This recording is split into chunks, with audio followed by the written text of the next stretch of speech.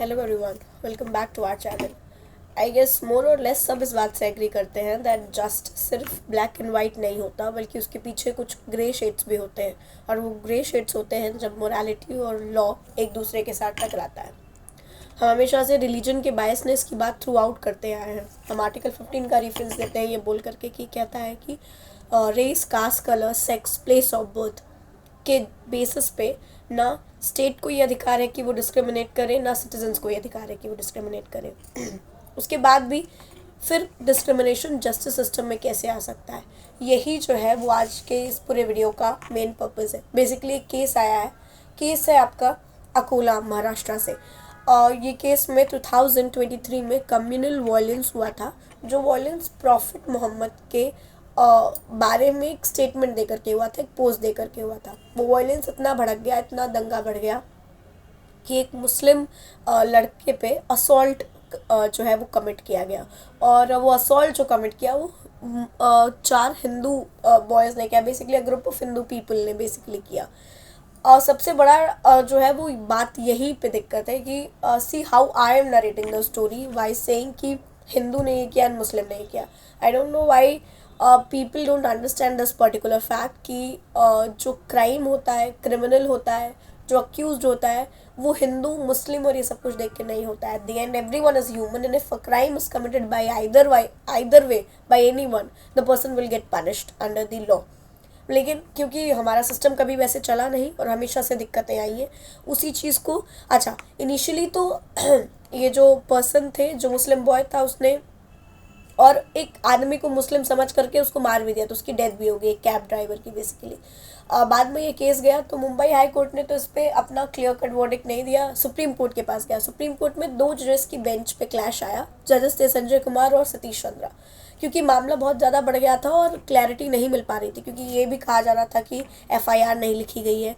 जैसे आपको section 154 of CrPC है जो क्लियर कट ये कहता है कि कॉग्निजेबल ऑफेंसेस में एफआईआर लिखी जा सकती है और इमीडिएट एक्शन हो सकता है, लेकिन नहीं लिखी गई एफआईआर। उस पर पॉइंट आउट हुआ, बहुत सारी चीज़ें पुलिस इन्वेस्टिगेशन पे पॉइंट आउट हुआ and various things has been pointed out in this particular case. Now finally the court said that हमको एक एसआईटी बनाने दीजिए, which is special investigation team, और वो एसआईटी ही डिसाइड करेगी कि क्या हुआ है और क्या नहीं हुआ है, पूरा इन्वेस्टिगेशन करने के लिए। नाउ द आयरनी इज़ कि जो एसआईटी का गठन किया गया है, उस एसआईटी में भी बोला गया कि इस टीम में भी मुस्लिम और हिंदू दोनों तरीके के लोग होने चाहिए। दिक्कत यहाँ पे आई। अब यहाँ पे एक जज ने ये बोला कि ये बिल्कुल ठीक है, दूसरे जज यानी जस्टिस सतीश चंद्रा ने ये बोला कि ये गलत है।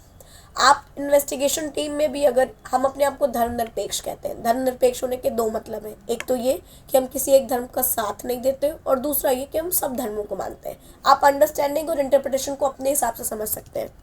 उसके बाद भी, इतना मामला होने के बाद, हम इस पर्टिकुलर पॉइंट ऑफ टाइम पे भी क्या कर रहे हैं, रिलीजन के बेसिस पे बायसनेस कर रहे हैं।